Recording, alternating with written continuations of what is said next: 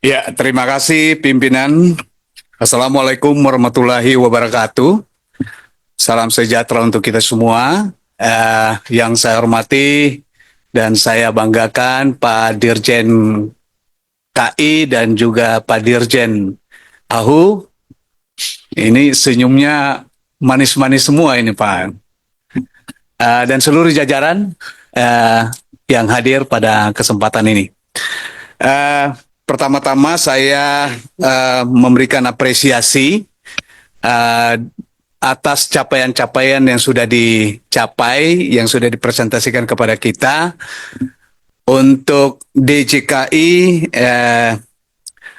transformasi digitalnya dan pelayanan yang sangat cepat, dan tadi Pak Presiden mengatakan sangat spektakuler, ya. Walaupun memang masih dibutuhkan penjelasan spektakulernya ini di mana begitu. Sejalan dengan itu Pak Dirjen, karena tadi sudah menyinggung kunjungan kita di Jogja dan sudah membuktikan bagaimana percepatan pelayanan yang diberikan terhadap permohonan kekayaan intelektual, dan pada saat itu juga ada komitmen untuk menyelesaikan semua yang masih gantung, ya, dalam target waktu, kalau nggak salah bulan Maret ya Pak Dirjen, waktu itu dijanjinya. Sudah selesai ya. Nah, apakah spektakuler yang dimaksud itu termasuk dalam percepatan itu ya, sehingga tadi saya bisa memahami persentase yang tadi digambarkan itu sangat kencang sekali ya. Nah, lalu dalam percepatan itu apakah memang benar-benar sesuai dengan aturan main atau ada hal-hal yang diabaikan, begitu ya? Sehingga dalam mengejar target ini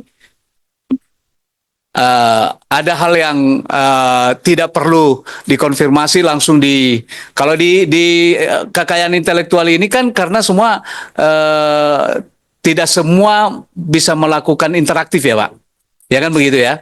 Jadi kadang-kadang kalau udah terlalu lama ya sudah dipotong aja, ditutup aja begitu ya, sehingga capaian bisa tercapai. Yang berikutnya Pak Dirjen, kalau transformasi layanan digital itu masih berbayar, Pak? Ah, masih berbayar ya? Sebenarnya layanan kita itu ada dua model. Ada layanan yang memang mereka bayar. Kita sediakan juga yang transformasi digital berbasis online, tapi dia nggak perlu bayar. Oke, baik. Nah, karena terkait dengan layanan transformasi yang berbayar ini, Pak Dirjen, kita sangat memahami bahwa rakyat Republik Indonesia ini tidak semua sama. Terutama masyarakat kita yang memiliki kreativitas dan kekayaan intelektual yang bergerak di bidang UMKM. Bagaimana bisa menjaga perlindungan KI secara inklusif kepada UMKM itu? Ini tadi juga teman-teman sudah menyampaikan. Lalu kemudian saya sangat mengapresiasi Pak semua program-program yang sudah disampaikan tadi. Programnya sangat bagus, CPU, CPP, begitu ya. Tapi persoalannya yang tahu ini kan hanya orang-orang yang bisa membaca lewat digitalisasi, Pak. Atau yang suka nonton berita, atau yang ya berbagai media yang sudah disiapkan secara digital. Persoalannya, Pak, semua teman-teman yang ada di Komisi 13 ini, dapilnya itu tidak berada di kota semua, Pak. Yang bisa terakses dengan internet. Ya kan begitu, Pak? Tidak terakses dengan digitalisasi. Bayangkan misalnya ya, kalau Pak Umbu di NTT, oh ini Pak Ketua di NTT, Pak. Apakah layanan ini dia bisa nikmati? Saya kira perlu dilakukan survei dan Di Nias misalnya Pak, ya karena saya berada di Nias kan begitu ya, saya berasal dari Nias, walaupun dapil saya Banten Pak. Ini sangat jauh Pak dari harapan kita mereka bisa mendapatkan informasi yang diprogramkan oleh Dirjen KI secara baik, sehingga diperlukan, ya saya mendukung, diperlukan dukungan dari teman-teman untuk membantu mensosialisasikan ini. Kan begitu Pak. Perlu ada kerjasama yang baik. Saya kira sebelum-sebelumnya Pak Dirjen sangat memahami ketika ada program-program sosialisasi Pak tentang kekayaan intelektual ini. Dulu ada sampai ada program guru KI begitu, sampai di daerah kan begitu ya. Masih jalan kan begitu ya. Kemudian kan sosialisasi ini dikerjasamakan sehingga lebih tepat pada sasaran.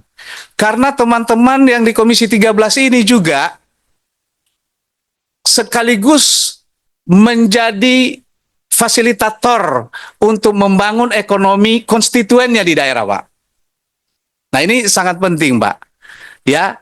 Jadi saya kira program sosialisasi ini bukan program yang baru yang harus diciptakan, Pak. Tetapi ini adalah program terusan yang sangat baik. Karena ini kan sudah baik, ya harus diteruskan secara baik. Saya kira teman-teman Komisi 13 sangat setuju bila itu terjadi dan inklusivitas tadi cepat tercapai, Pak. Bisa menjangkau daerah-daerah yang pinggir, yang tidak terjangkau, yang masih tertinggal, ya daerah-daerah tertinggal, Pak. Kalau Nias itu daerah tertinggalnya semua di Sumatera Utara ada di Nias, Pak. Kalau di NTT daerah tertinggal. Di mana-mana ada tertinggal semua, Pak. Nah, ini menjadi perhatian kita bersama dan saya kira Pak Dirjen KI tidak keberatan ya untuk bisa membuat program bersama, program sosialisasi ini sehingga masyarakat bisa mendapatkan informasi program-program yang baik dari Dirjen KI. Yang berikutnya Pak, terakhir ini pertanyaan untuk Pak Dirjen KI. Pak, ini kan ada 298 di halaman 7 tadi saya baca, ada 298 rekomendasi penutupan situs web. Sementara hanya 4 kasus damai. Pendekatannya seperti apa, Pak? Apakah lebih dominan pendekatan edukatif atau restoratif? Ya, itu yang saya sampaikan terkait dengan Dirjen KI. Untuk Pak Dirjen AHU dan teman-teman yang ada di AHU, Jin, tadi disampaikan juga terdapat 51 layanan yang belum terdigitalisasi, Pak, hingga Mei 2025. Apakah ada hambatan? Bisa disampaikan kepada kita hambatannya seperti apa? Ya, sehingga itu tidak bisa dilakukan. Kemudian Pak Dirjen, dalam disaster recovery center itu bagaimana bisa menjamin ada layanan, ada keamanan terhadap layanan yang dilakukan? Ya. Kemudian soal PNBP, Pak. PNBP tadi apa namanya? Sudah tadi ada beberapa yang sudah diusulkan dan targetnya memang sudah spektakuler, artinya masih bisa ditingkatkan lebih baik begitu ya. Lalu kemudian Pak, tadi usulan-usulan Pak Dirjen terhadap upaya peningkatan PNBP ini tentu kita akan dukung secara bersama-sama seiring dengan usulan perubahan PP 45 2024 itu. Lalu kemudian Pak, hari ini di teman-teman notaris itu kan mereka mengatakan bahwa sudah ada peningkatan ya pembayaran iuran ketika melakukan pengecekan mengecekan nama, kemudian akte, ya kan begitu ya Pak ya. Jadi ada yang premium, ada yang non premium begitu ya. Pak bisa diceritakan nggak Pak klasifikasinya seperti apa itu dan bagaimana dasar membuat hitungannya seperti apa, gitu Pak. Yang berikutnya Pak Dirjen, tadi juga soal pendirian Koperasi Merah Putih, keterlibatan Kementerian Hukum menurut Kepres ya Pak ya. Pendirian Koperasi Merah Putih ini kan juga ada, terutama soal AHU-nya. Nah, pertanyaan saya Pak, bagaimana AHU menyikapi dan melakukan verifikasi ya terhadap lebih dari ya 17.000 koperasi baru ya, sehingga koperasi ini nanti tidak menjadi abal-abal gitu loh Pak. Nanti sudah daftar di AHU tapi ya sudah selesai, hanya seperti itu aja ya kan. Sama seperti perusahaan-perusahaan PT misalnya Pak, kan pasti banyak perusahaan-perusahaan yang tidak melaporkan diri, kemudian karena memang hanya dibuat untuk sementara saja. Setelah selesai dia tidak bisa beroperasi, udah ditinggal.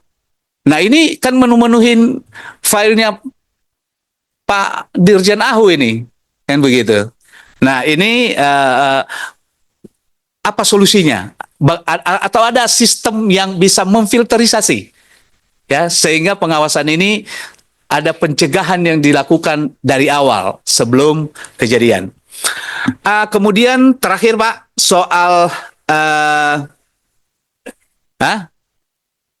oh ini terakhir tadi kan Dirjen KI, sekarang Dirjen AHU terakhir ya.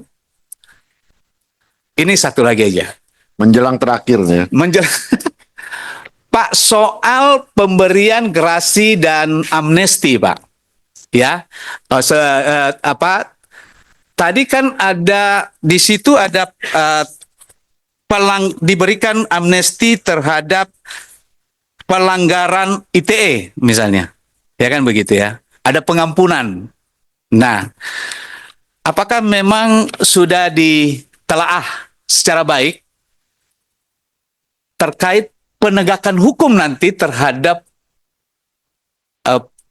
pelanggaran-pelanggaran hukum ini, dan juga termasuk makar tanpa senjata, karena ini sangat sensitif Pak. Biasanya kebanyakan kita ini kalau sudah diberikan pengampunan ya, artinya berarti ditoleransi untuk dilakukan kembali. Ya kan, nah, ini karena kewenangannya ada di Kementerian Hukum ya untuk melakukan filterisasi terhadap ini, tentu ada indikator-indikator ya supaya ini tidak terjadi miss terhadap penegakan hukum pada pelanggaran-pelanggaran hukum dimaksud. Saya kira demikian. Terima kasih Pak Dirjen AHU dan juga Pak Dirjen KI dan seluruh jajaran Kementerian Hukum. Terima kasih pimpinan. Wassalamualaikum warahmatullahi wabarakatuh.